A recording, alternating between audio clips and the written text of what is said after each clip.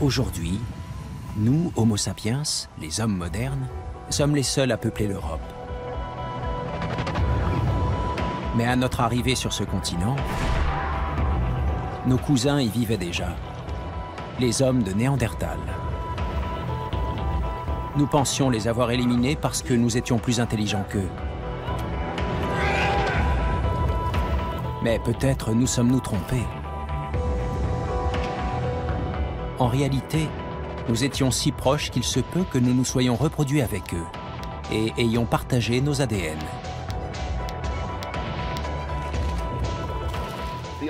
L'ancienne thèse ne tient plus. Il faut revoir entièrement l'histoire de Néandertal et de l'homme moderne. La force de la génétique, c'est que les données nous obligent à revoir nos théories. Néandertal a la réputation d'être stupide, mais c'est faux.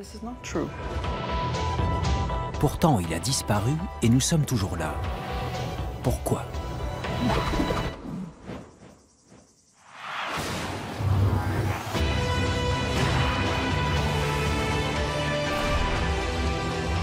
Voici comment nos ancêtres ont progressivement peuplé tous les continents de la planète. Comment y sont-ils parvenus? Leur histoire est aussi la nôtre.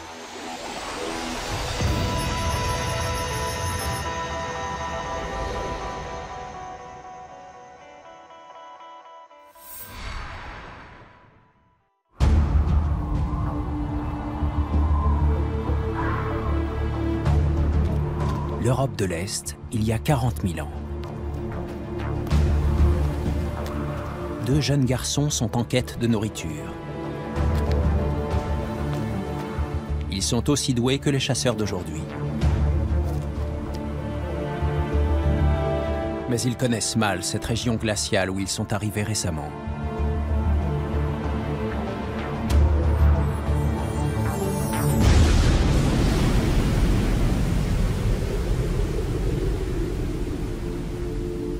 Ce sont les premiers hommes modernes dont on ait retrouvé des traces en Europe.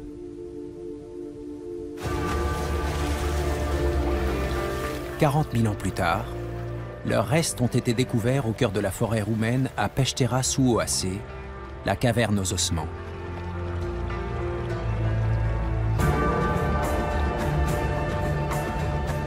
Ils ont été mis au jour par l'archéologue portugais João Zilao.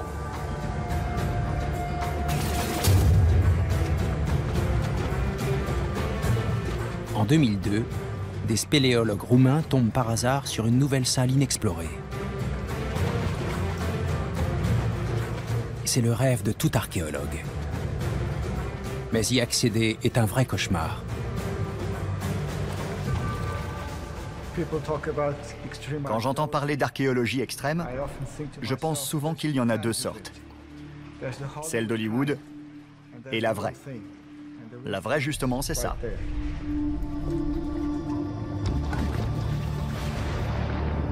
Tous les jours, João Zilao et son équipe doivent plonger dans une rivière souterraine, descendre dans la caverne et ramper à travers un long boyau. On passe à peine. Mais une fois au bout, on découvre une salle remplie d'ossements d'ours des cavernes. C'est fantastique. De toute évidence, c'est là que des ours préhistoriques se rassemblaient pour hiberner. Les archéologues commencent à répertorier les os. Il fait une douzaine de degrés, et il y a un taux d'humidité de 100%, et de l'eau vous dégouline dessus en permanence. Ce n'est pas agréable. Regarde ça. Au bout de 2 semaines de fouilles, ils font une découverte inattendue. On dirait un os humain. Ouais.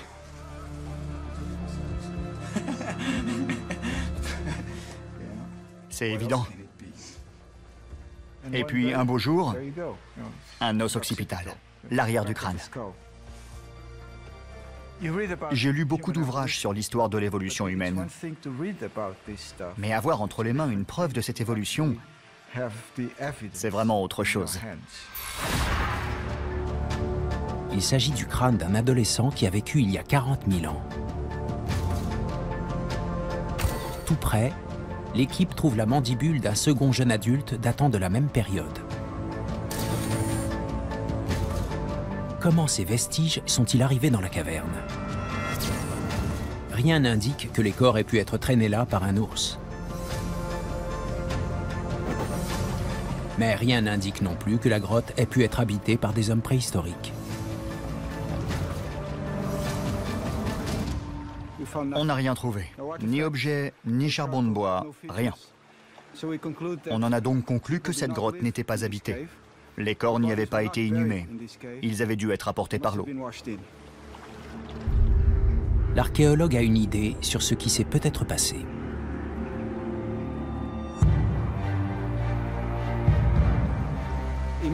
Imaginez deux jeunes gens, des adolescents qui s'aventurent dans la montagne pour chasser. Et puis, il se passe quelque chose, peut-être une tempête. Un accident se produit. Ils tombent et se tuent. Les corps sont recouverts par la neige et gèlent à l'endroit où ils se trouvent. Ils sont épargnés par les charognards et sont préservés par le froid.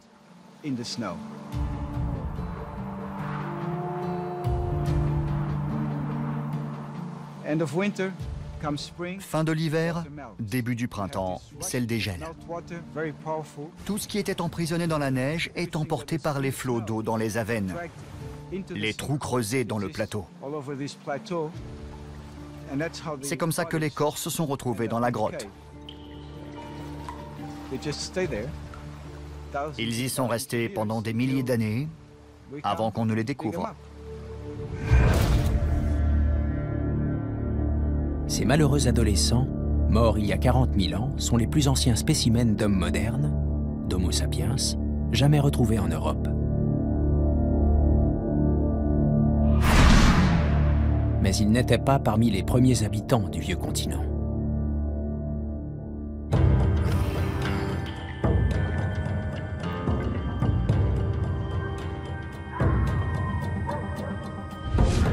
En 1856, un curieux squelette est exhumé dans la vallée du Néander, en Allemagne. Il sera baptisé l'homme de Néandertal. Plus trapu que l'homme moderne, doté d'un torse puissant et d'attaches musculaires très fortes, il nous fascine depuis qu'il a été découvert.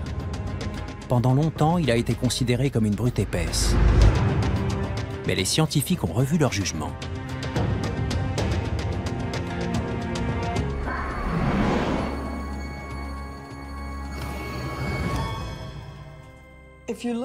Le crâne de Néandertal est grand, avec une arcade sourcilière très proéminente formant une arche double au-dessus des orbites.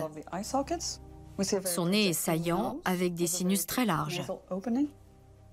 La face est large aussi, de même que la boîte crânienne, parce que son cerveau était plus gros que celui d'un humain moderne. Ça peut paraître surprenant parce que Néandertal a la réputation d'être stupide. Mais c'est faux. Cela ne veut pas dire qu'il avait les mêmes capacités cognitives que nous, mais sous bien des aspects, elles étaient très proches des nôtres. Dans l'arbre généalogique de l'homme, les Néandertaliens sont nos plus proches cousins. Il y a 500 000 ans, nous avions des ancêtres communs qui vivaient en Afrique. Mais certains d'entre eux ont migré plutôt vers l'Europe et l'Asie centrale. Là, ils se sont adaptés à un climat plus froid et ont évolué en une espèce différente. Non pas Homo sapiens, mais Homo neanderthalensis, l'homme de Néandertal.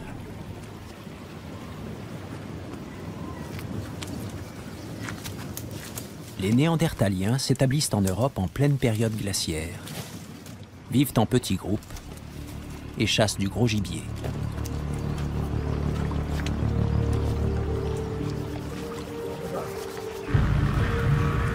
Puis, il y a 40 000 ans, les premiers hommes modernes arrivent à leur tour. Que se passe-t-il alors? On a longtemps pensé qu'ils étaient tellement supérieurs aux Néandertaliens qu'ils les avaient décimés.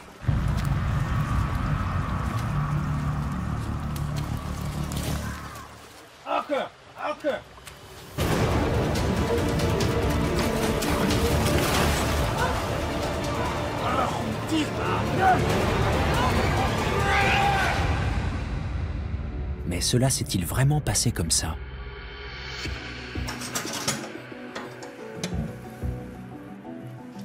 Ce n'est pas ce que racontent les restes découverts par Joao Zilao en Roumanie. Ces adolescents présentent des caractéristiques de l'homme moderne. La face étroite et verticale et le menton marqué qui sont apparus en Afrique 200 000 ans plus tôt. Mais il y a autre chose.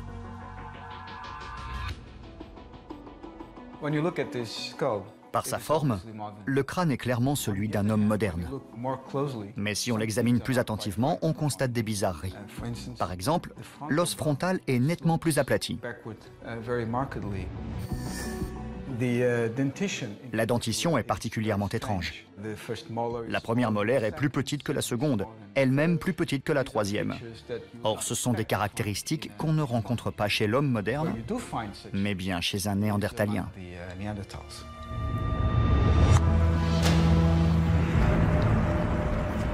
Joao Zilao pense qu'au lieu d'éliminer les Néandertaliens, les hommes modernes se sont accouplés avec eux et qu'il y a eu métissage entre les deux espèces. C'est nous qui les avons appelés néandertaliens et hommes modernes. Eux ne faisaient aucune différence. Par conséquent, il faut penser au comportement logique dans un tel contexte.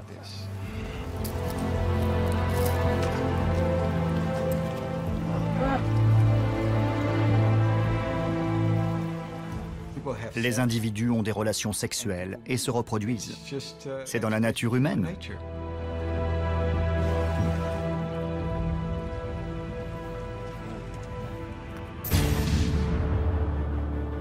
D'après l'archéologue, ce crâne était celui d'un hybride de Néandertal et d'homme moderne.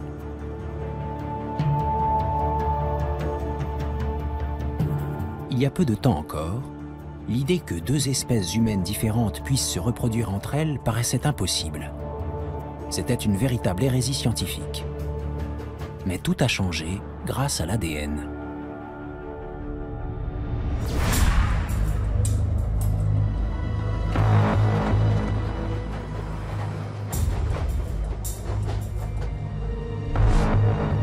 L'Institut Max Planck est spécialisé dans l'analyse de l'ADN ancien.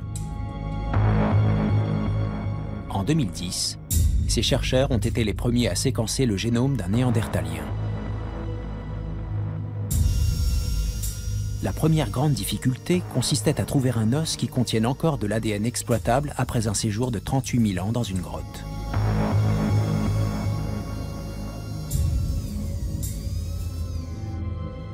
Puis il a fallu séquencer cet ADN et analyser chaque fragment. Cela revient à essayer de lire un livre déchiqueté en millions de petits morceaux.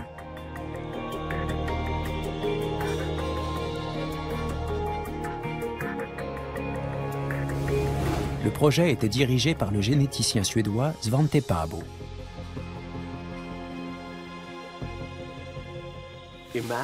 Imaginez que dans ce sac, il y ait l'ADN extrait d'un os de néandertalien, et nous illustrons cela avec un dictionnaire en anglais qu'on a déchiqueté.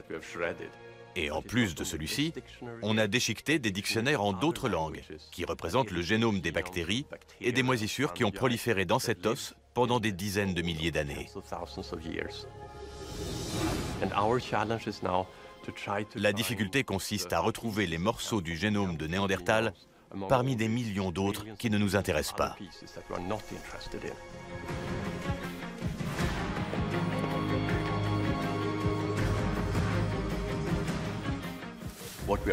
Il faut donc trier un mélange de plusieurs génomes dont les fragments minuscules diminuent de plus en plus à mesure que le temps passe. Et pour couronner le tout, leur composition chimique a été modifiée, ce qu'on peut illustrer comme ça.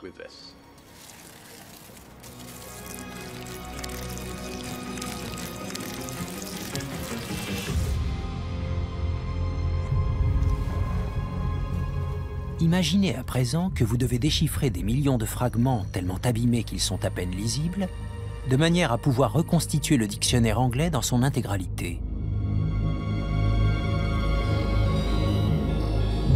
Cela paraît presque impossible. Et pourtant, c'est exactement ce que Svante Pääbo et son équipe ont dû faire. Ils avaient cependant un atout. Les Néandertaliens étant nos cousins, leur génome était forcément très similaire au nôtre. Écrit dans un langage presque identique.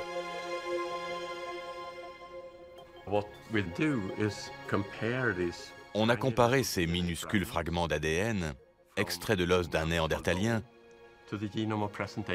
avec le génome de l'homme moderne. On s'attendait à trouver des dissemblances infimes, parce que les Néandertaliens sont extrêmement proches de nous, au moins 10 fois plus proches de nous que les chimpanzés.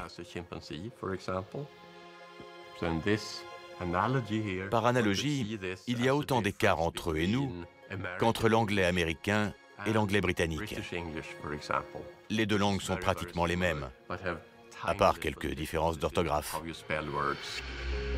Ce sont ces nuances subtiles qui constituent les différences génétiques entre l'homme de Néandertal et l'homme moderne.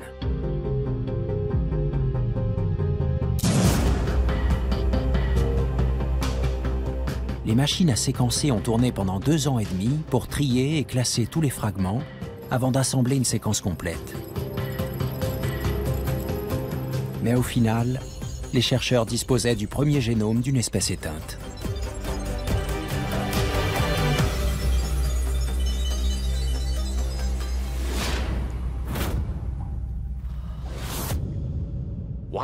On s'est tout de suite posé la question, que s'est-il passé quand l'homme moderne est parti d'Afrique et a rencontré les Néandertaliens? Y a-t-il eu métissage entre nos ancêtres et eux? Les généticiens comparent le génome de Néandertal avec celui de populations originaires des 4 coins du monde. Ils constatent alors un schéma de distribution étonnant. En Afrique, ils ne découvrent aucune preuve de métissage. Mais partout ailleurs, les Néandertaliens ont transmis leurs gènes. Nous avons hérité de 1 à 3% de l'ADN de nos cousins.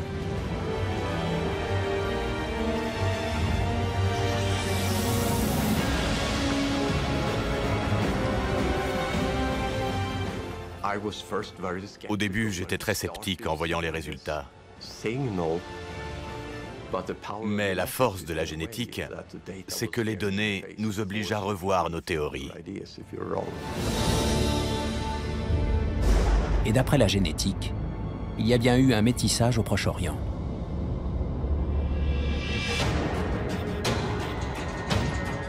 Il y a 55 000 ans environ, les hommes modernes ont quitté l'Afrique pour migrer vers le nord. Au même moment, les Néandertaliens sont descendus vers le sud, poussés par un refroidissement climatique qui sévissait en Europe. Il était inévitable que les deux espèces se rencontrent.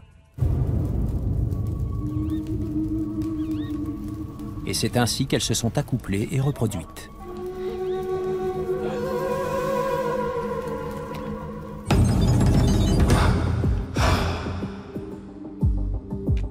Les données génétiques ébranlent la vision traditionnelle que l'on avait des premières populations humaines en Europe. Puisqu'une hybridation a été possible, c'est que les deux espèces n'étaient pas si différentes.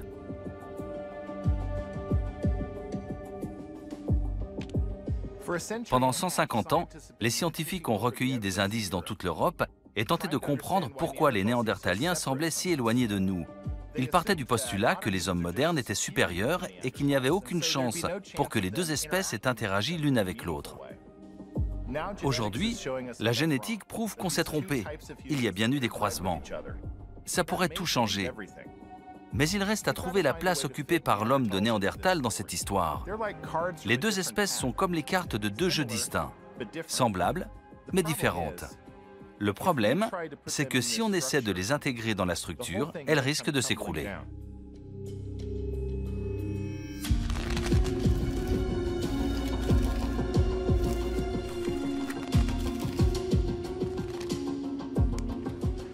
Moi qui suis anthropologue, voilà ce que je pense. Cette thèse ne tient plus. Il faut revoir entièrement l'histoire de Néandertal et de l'homme moderne et tenir compte des interactions.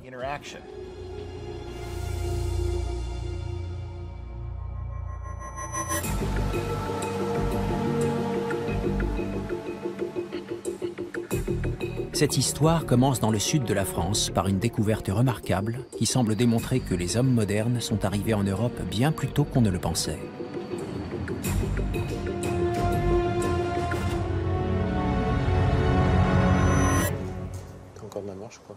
Voici la grotte Mandrin. L'archéologue Ludovic Slimak y mène des fouilles depuis 10 ans. Donc la grotte Mandrin a été découverte récemment dans les années 90, ce qui a permis sa préservation assez exceptionnelle.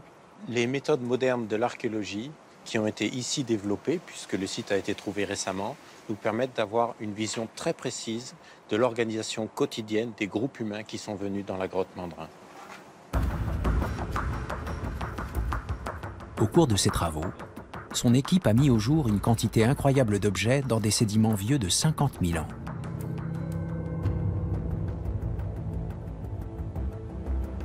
Et sous la ligne grise que l'on voit au milieu de la coupe, on retourne dans des sables jaunes. Ces sables jaunes nous ont livré quelque chose de surprenant, d'extraordinaire et qui n'a aucun équivalent en Europe. À elle seule, cette couche contient plus d'1 millier de minuscules éclats de silex. Ce sont de toutes petites pointes. Celle-ci fait, vous voyez, c'est un triangle parfait, fait 1 cm de longueur maximale. Cette toute petite pointe présente ici une fracture qui ne peut être obtenue que dans le cadre de son utilisation en tant qu'arme. On connaît des armes de cette dimension, ethnographiquement, mais elles ne peuvent être propulsées qu'à l'aide de l'arc, et donc ce seraient des pointes de flèche. L'arc et la flèche sont des armes associées uniquement aux hommes modernes. Cela veut-il dire qu'il s'était établi en France il y a 50 000 ans ? Soit 10 000 ans avant qu'il n'apparaisse en Roumanie.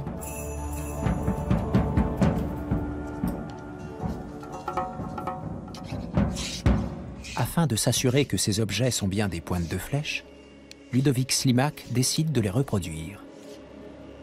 Le type de pointe que l'on retrouve à la grotte Mandrin demande une très grande habileté et une expérience importante. Il ne s'agit pas de frapper une roche contre une roche, mais vraiment de rentrer en résonance avec la roche.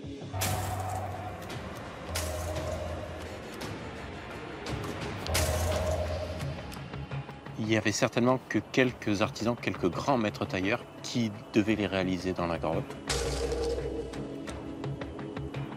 On va extraire des séries de petits éléments qui vont donner une morphologie triangulaire parfaite au bloc. Et cette morphologie va permettre d'extraire en un seul coup une pointe tout à fait identique à celle que l'on retrouve dans la grotte Mandrin.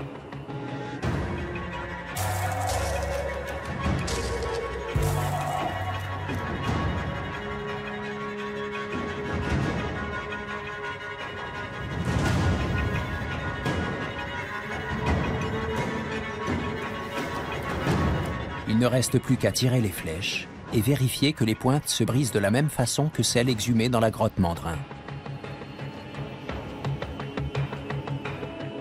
Pour cela, l'archéologue a besoin d'un archer émérite et d'une proie adaptée à la mission.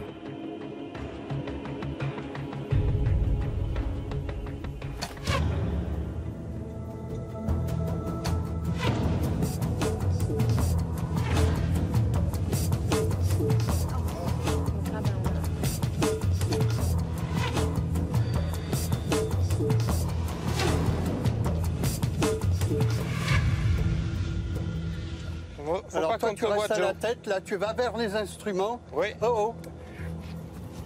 Et c'est dans l'autre sens qu'il faut la coucher. Oui. Ah, là, je la vois. Attends, je la vois. Là. Voilà, elle est là. C'est parfait. Ça vient comme ça. On a à peu près une languette de 2 mm. Fracture en plume. Oui, oui, c'est bien. C'est bien.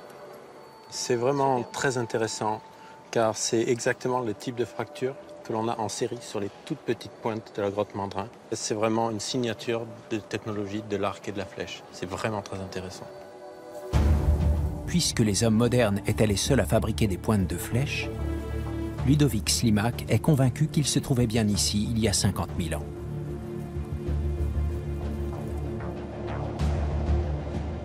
De nos jours, la vallée du Rhône est un axe de circulation extrêmement important à l'échelle de l'Europe, où passent l'ensemble des bateaux, des trains, des voitures pour aller de l'Europe méditerranéenne jusqu'à l'Europe du Nord. Et cet axe de circulation naturelle a dû être exactement la même chose dans le passé. On peut se projeter il y a 50 000 ans et voir les grands troupeaux de chevaux, de bisons qui remontaient depuis la Méditerranée, ce qui devait être extrêmement bénéfique pour les grands chasseurs qui étaient ces populations du 50e millénaire. Mais les hommes modernes n'étaient pas les seuls à sillonner ces terrains de chasse. Un détail intrigue l'archéologue. Les pointes ont été mises au jour dans une couche de sédiments prise en sandwich entre deux couches contenant des objets fabriqués par des Néandertaliens.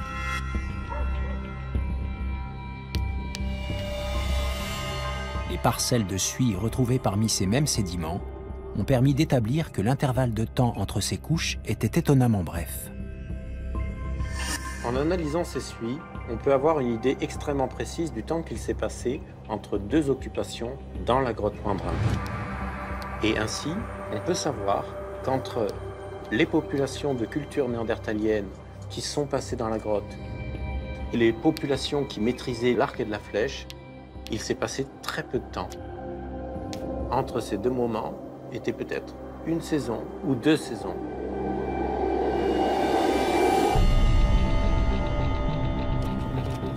Voilà ce qu'on peut en conclure.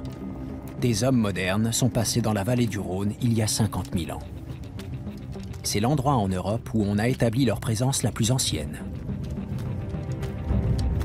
Ils chassaient avec des arcs et des flèches. Mais ils ne sont pas restés longtemps. Pour une raison inconnue, ils sont partis et ne sont revenus que des milliers d'années plus tard.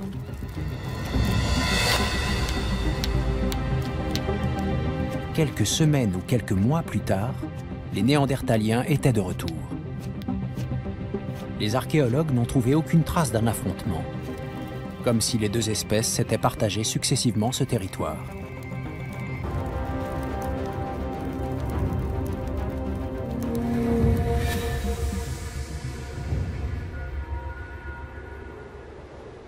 Les Néandertaliens ne taillaient peut-être pas de pointe de flèche, mais à la même époque, ils fabriquaient des outils tout aussi complexes que ceux des hommes modernes.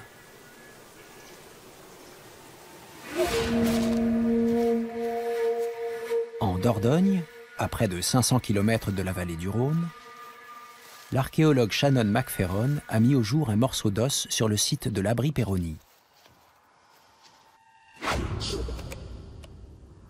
C'est un fragment de côte dont la pointe a été arrondie et polie. Pour moi, c'est l'extrémité d'un outil en os. Au microscope, on distingue des petites rainures, des stries dans le sens où on l'utilisait. Ça prouve qu'il a été frotté contre quelque chose.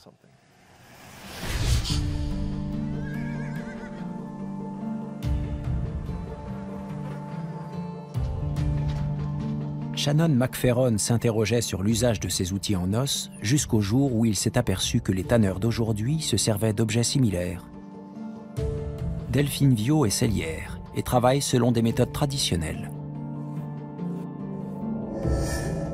Elle a tout de suite identifié l'outil. C'est des lissoirs. Ouais. Un peu. Une lissette, c'est un petit lissoir, c'est Ouais. la même chose. Ouais. Donc vous utilisez les bords de l'outil? Oui. On vient fermer toutes les pores de la peau et du coup, la peau elle est imperméable, elle est fermée. Et on peut aussi imaginer que si on met de la graisse dessus, on peut la faire pénétrer vraiment profondément avec ce geste-là. Oui. Pourquoi de l'os? Pourquoi pas du bois ou...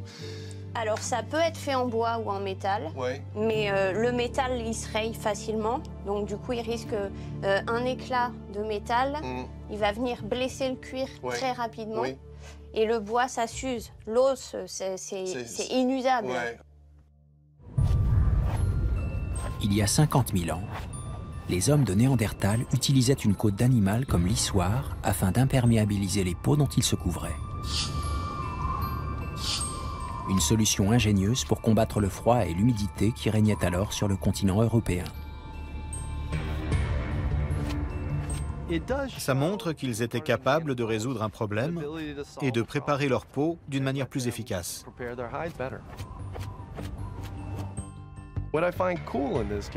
C'est super d'avoir un objet qui comble un fossé de 50 000 ans entre eux et nous. Cet outil a franchi le temps. On s'en sert toujours.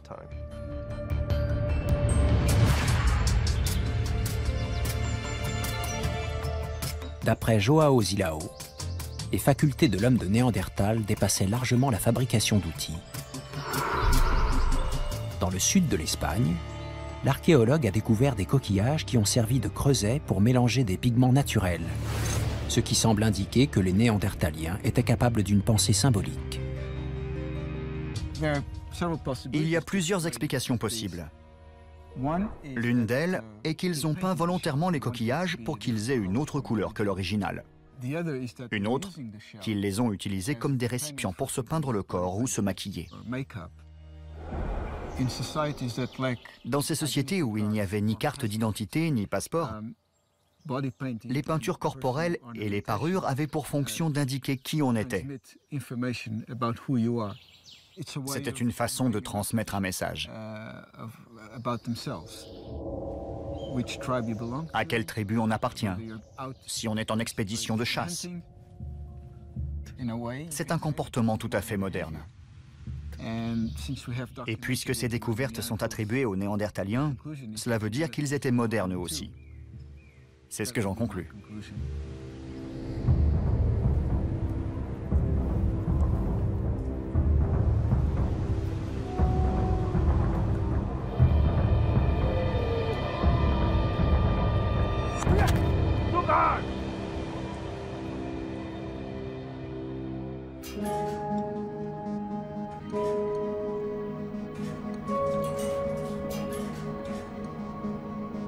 De quoi les Néandertaliens étaient-ils également capables? À quel point nous ressemblaient-ils? Le paléoanthropologue Jean-Jacques Hublin est spécialiste des objets de la culture du Châtel péronnien, qui correspond à la période où les deux espèces sont entrées en contact pour la première fois. Ça, c'est une dent de renard percée. Évidemment, ce genre d'objet, c'est quelque chose qui nous parle parce qu'aujourd'hui encore, on fabrique différentes formes d'ornements pour fabriquer des colliers, par exemple, en les perçant de cette façon-là. Donc on a tout un ensemble de matériel qui nous rappelle fortement ce que l'on trouve dans les sites contemporains ou postérieurs, laissés derrière eux par des hommes modernes. Les archéologues ont toujours pensé que ces parures étaient l'œuvre des hommes modernes. Mais quand ils ont découvert les dents de ceux qui avaient fabriqué ces objets, ils ont vu qu'il s'agissait de Néandertaliens. Et on peut voir la différence de morphologie entre une incisive supérieure néandertalienne et une incisive d'homme moderne. La taille d'abord.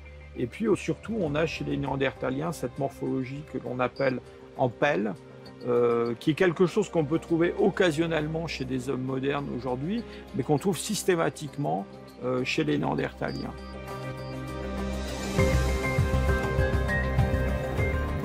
Si les Néandertaliens ont créé quelques-uns des premiers colliers retrouvés en Europe, qu'est-ce que cela nous apprend sur leur capacité ?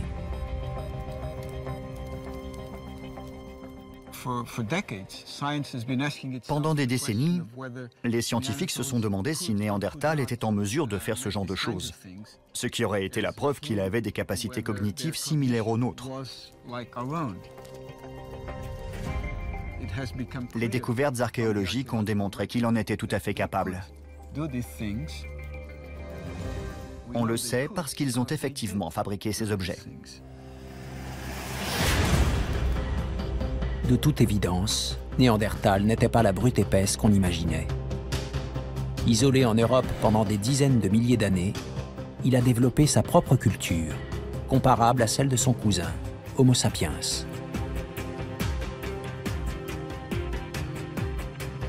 Mais entre-temps, l'homme moderne a continué à migrer depuis l'Afrique vers le Proche-Orient et l'Europe.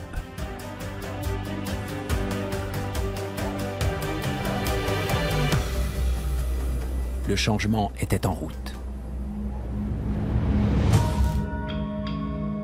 Dans la couche du châtel péronnien, les archéologues ont exhumé une pointe de lance taillée par des Néandertaliens. Elle ressemble étonnamment à celle fabriquée par les hommes modernes pendant la même période.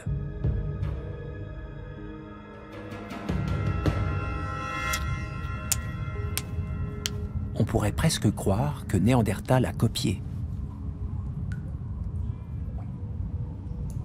Mais s'il n'a probablement jamais croisé les créateurs de cet outil, il suffit qu'il soit tombé par hasard sur une pointe de lance oubliée et qu'il ait compris comment la fabriquer. Et on va voir les derniers Néandertaliens adopter ce nouveau concept, mais avec une méthode de fabrication qui est différente de celle des hommes modernes contemporains.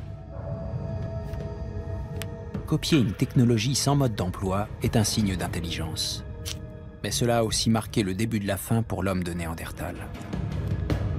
Sa culture se trouvant transformée par celle de l'homme moderne.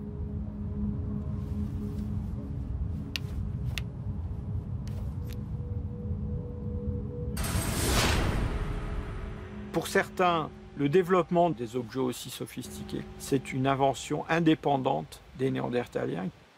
Mais ce qui est quand même assez frappant, c'est qu'il l'aurait fait juste au moment où des hommes modernes sont présents en Europe, porteurs de ces innovations. Il s'est produit sensiblement la même chose il y a 400 ans, quand les conquistadors ont réintroduit le cheval en Amérique du Nord.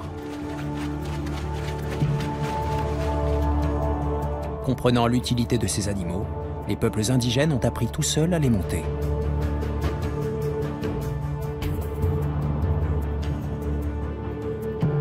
Puis l'usage s'est répandu au point que, très vite, le cheval est devenu un élément central dans la culture des Indiens des plaines.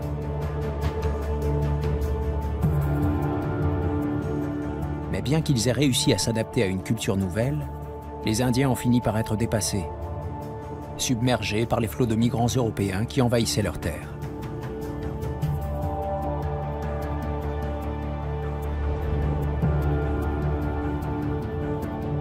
À l'époque de la préhistoire en Europe, les Néandertaliens vont peu à peu disparaître, face à la progression inexorable des hommes modernes.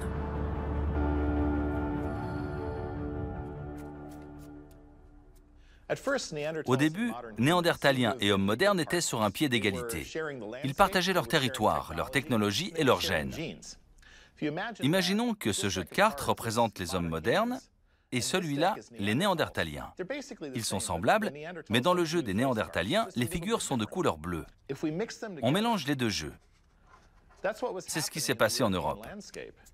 Les deux populations sont plutôt bien mélangées. Pas mal de cartes ordinaires et quelques cartes bleues.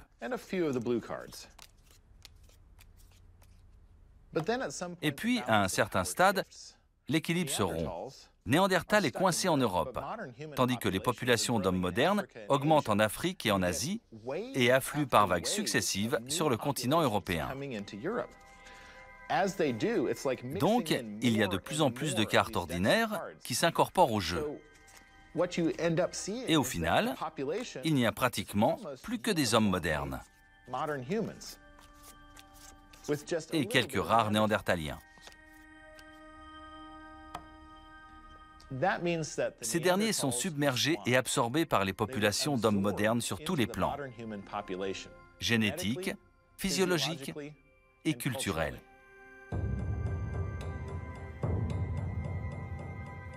L'une des principales voies de migration vers l'Europe remontait le cours du Danube, depuis son delta dans la mer Noire jusqu'à sa source dans le massif de la Forêt Noire, en Allemagne aujourd'hui. À 1500 km de l'embouchure, le fleuve traverse la Souabe.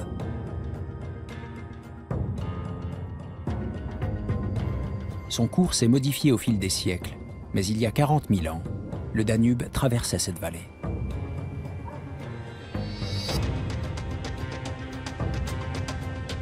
Elle était peuplée par une nouvelle vague d'hommes modernes en passe de coloniser le vieux continent. Ces hommes vivaient dans des cavernes karstiques comme celle-ci, la grotte de Hohlefels.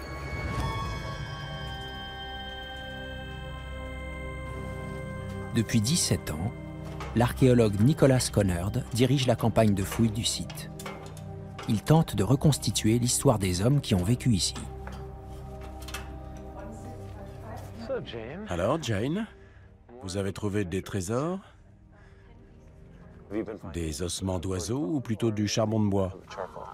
Quelques fragments minuscules. Son équipe a mis au jour des objets fabriqués par Homo sapiens et Néandertal, mais qui ne datent pas de la même période. 2000 ans séparent les derniers néandertaliens des premiers hommes modernes.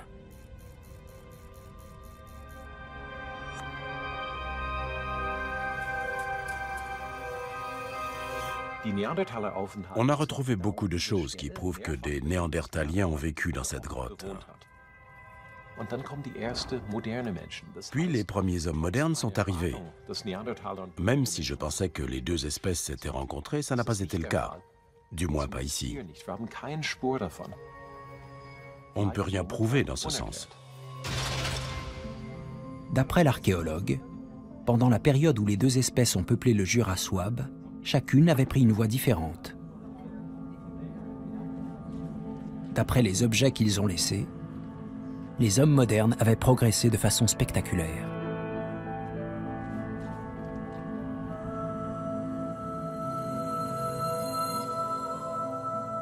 La Vénus de Hohlefels a été sculptée il y a entre 35 et 40 000 ans. C'est la sculpture de forme humaine la plus ancienne jamais mise au jour dans le monde.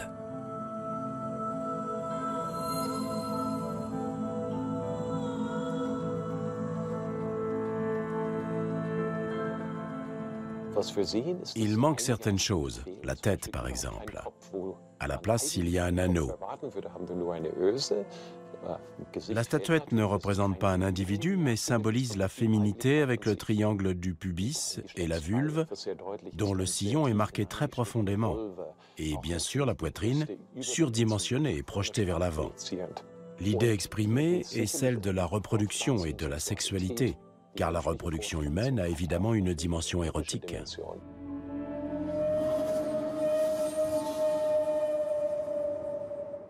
Imaginez les longs mois passés à survivre à l'hiver. Nous sommes ravis quand le printemps revient, quand tout reverdit et que l'air est plus doux. Eh bien, c'était pareil pour ces hommes.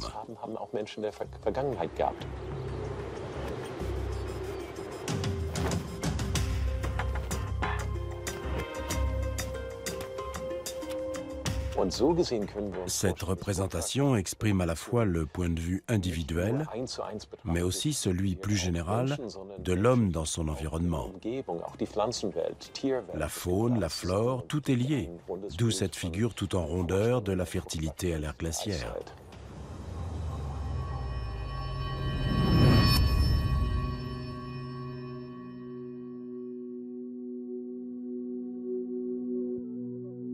Dans des grottes voisines, les archéologues ont exhumé d'autres statuettes sculptées dans de l'ivoire de mammouth.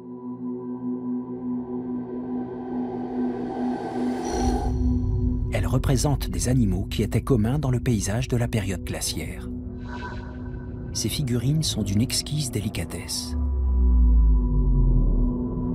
Elles constituent les plus belles pièces de l'archéologie européenne.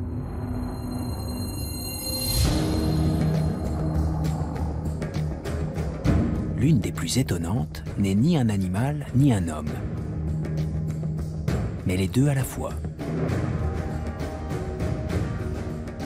Haut de 28 cm, l'homme-lion du Hollensteinstadel serait une représentation religieuse, peut-être un totem chamanique.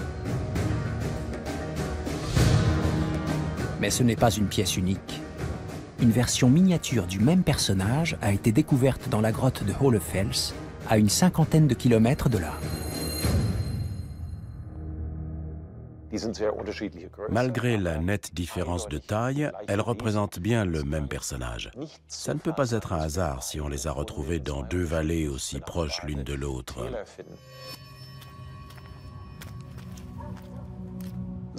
C'est la preuve de l'existence d'un réseau social entre ces deux vallées. On a également mis au jour des objets très divers en pierre, mais aussi des bijoux et des représentations symboliques qui témoignent de ces contacts culturels. Ces populations avaient des relations étroites les unes avec les autres.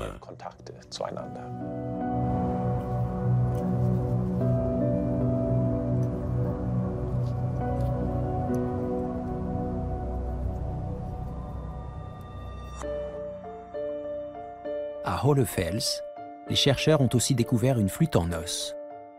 Fabriquée il y a 35 000 ans, c'est le plus vieil instrument de musique au monde.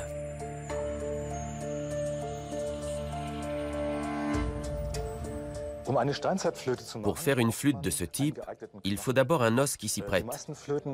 La plupart des instruments du Paléolithique étaient taillés dans un os d'oiseau, plus précisément dans celui situé à la partie externe de l'avant-bras, le radius.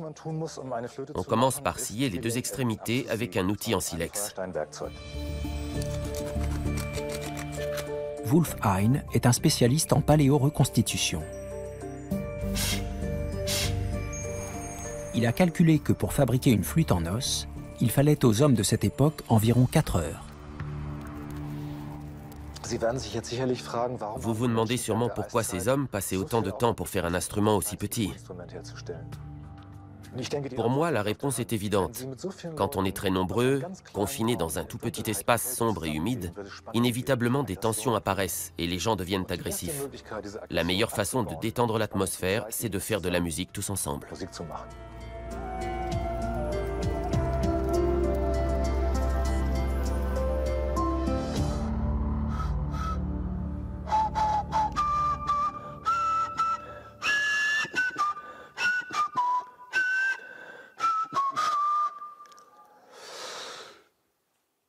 Ce n'était pas très joli, mais je suis guitariste, pas flûtiste.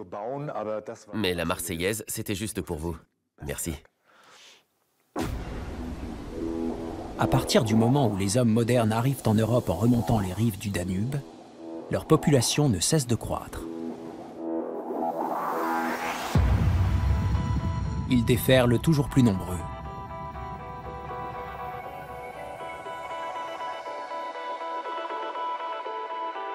Cette région centrale, idéalement nichée entre les étendues glacées et les chaînes montagneuses, devient une des zones les plus peuplées du monde préhistorique. Un véritable carrefour social et culturel.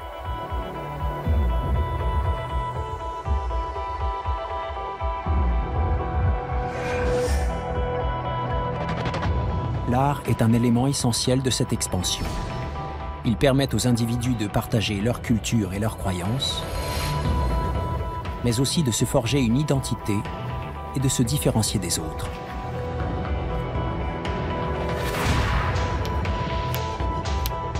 En revanche, dans le Jura souabe, on n'a rien retrouvé qui indique que les Néandertaliens se soient exprimés par l'art ou la musique. Cela signifie-t-il qu'ils en étaient incapables ou qu'ils n'en ressentaient pas le besoin? Peu nombreux, les Néandertaliens vivaient en petits groupes moins mobiles. Ils n'ont jamais établi les réseaux sociaux qui se sont révélés déterminants dans l'essor des hommes modernes. Au cours de son existence, un Néandertalien nouait des liens avec quelques dizaines de personnes, alors que dans cette même période, un homme moderne en connaissait des centaines. Ces grands groupes communiquaient entre eux. Ils jouaient de la musique, fabriquaient des bijoux et des objets religieux comme l'homme-lion, mais aussi des statuettes figuratives. Tout ça a créé un effet d'entraînement. Les Néandertaliens n'ont jamais manifesté ces dispositions sociales et par conséquent n'ont jamais eu besoin de développer un art symbolique.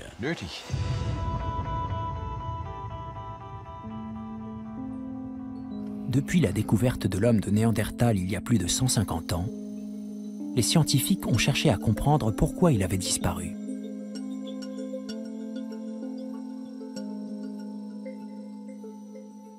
On a longtemps pensé qu'il avait été éliminé par l'homme moderne, plus malin que lui. Mais peut-être s'est-il simplement retrouvé en minorité.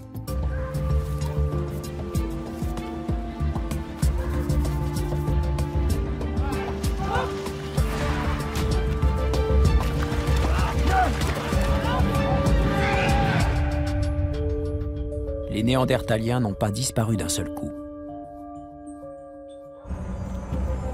L'espèce s'est éteinte doucement, assimilée peu à peu par la nôtre, Homo sapiens.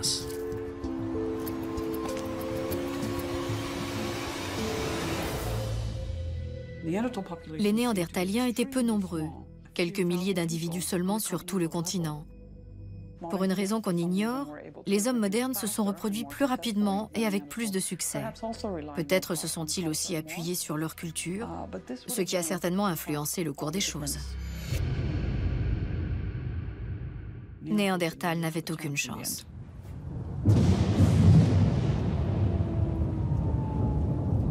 L'homme de Néandertal a cessé d'exister en tant qu'espèce.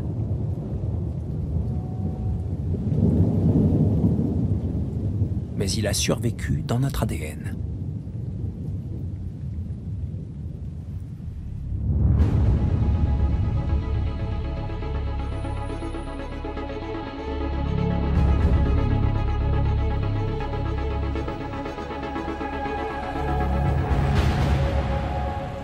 Autrefois, la planète était peuplée de plusieurs espèces humaines. Les Néandertaliens, les Denisoviens et plusieurs autres en Afrique. Aujourd'hui, elles ont toutes disparu. Nous sommes les derniers. Nous avons gagné.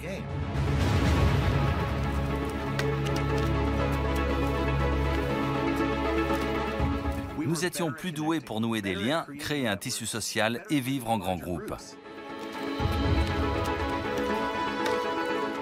Ça fait boule de neige. Plus on connaît de monde, plus on est amené à développer sa créativité. C'est un processus exponentiel. Voilà le résultat aujourd'hui. Un monde moderne et complexe. C'est le fruit de ce qui a été semé par les premiers hommes quand ils ont quitté l'Afrique et colonisé tous les continents de la planète.